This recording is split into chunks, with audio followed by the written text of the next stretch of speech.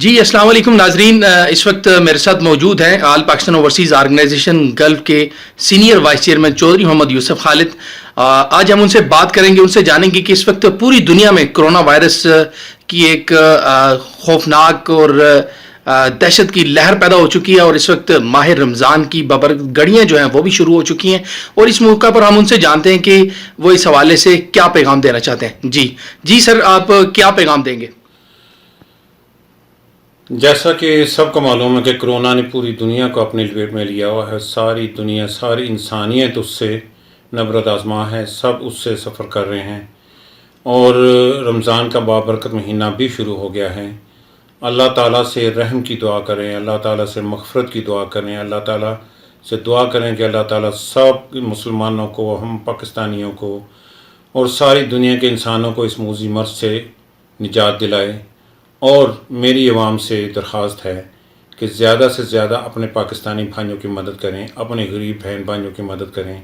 زکوٰۃ کا مہینہ شروع ہو چکا ہے، زکوٰۃ کو ابھی سے دینا شروع کر دیں، اور خود جا کے اپنے ہاتھوں سے لوگوں کو گھروں میں پہنچائیں، تاکہ کوئی شک و شبہ نہ رہے کہ لوگوں تک پہنچ رہا ہے یا نہیں پہنچ رہا۔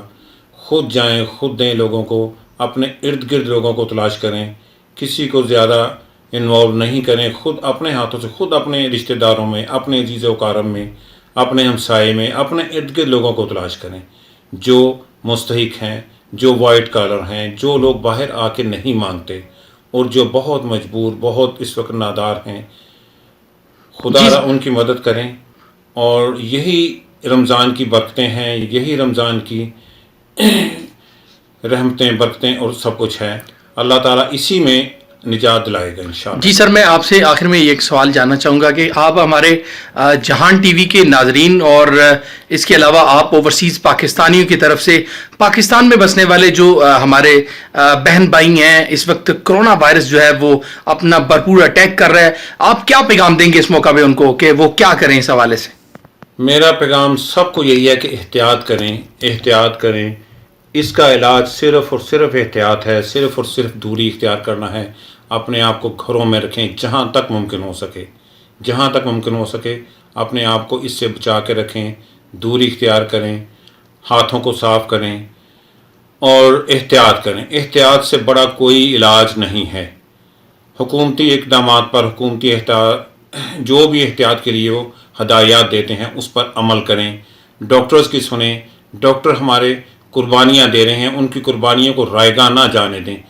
دن رات آپ لوگوں کو اندازہ نہیں ہے کہ وہ جو سیفٹی کٹ پہن کر جو مریضوں کے پاس جب ہوتے ہیں ان پر کیا گزرتی ہے، ان کا جسم کس طرح وہ برداشت کرتا ہے۔ 8-10 گھنٹے تک جتنی دیر وہ ڈیوٹی دیتے ہیں، اس لباس کے اندر وہ جل رہے ہوتے ہیں، نہ پانی پی سکتے ہیں، نہ واش روم میں جا سکتے ہیں، اور جب ختم کرتے ہیں تو انہوں نے اپنے کپڑوں کو ضائع کرنا، جلانا ہوتا ہے، اور یہ ان کی روزانہ کی پریکٹس ہے۔ خدا را ان کی قربانیوں کو رائیگاں نہ جانے دیں۔ یہی میرا پیغام ہے سب کے لیے۔ جی بہت شکریہ سر، آپ نے اپنا قیمتی وقت دیا۔ جی ناظرین گرامی، اسی طرح ہم آپ کو مزید جو یہاں پہ شخصیات ہیں، سماجی سیاسی شخصیات ہیں، ان سے بھی ملاقات کرواتے رہیں گے۔ اب تک کے لیے اجازت دیجیے حافظ عرفان کھٹانہ کو۔ اللہ حافظ۔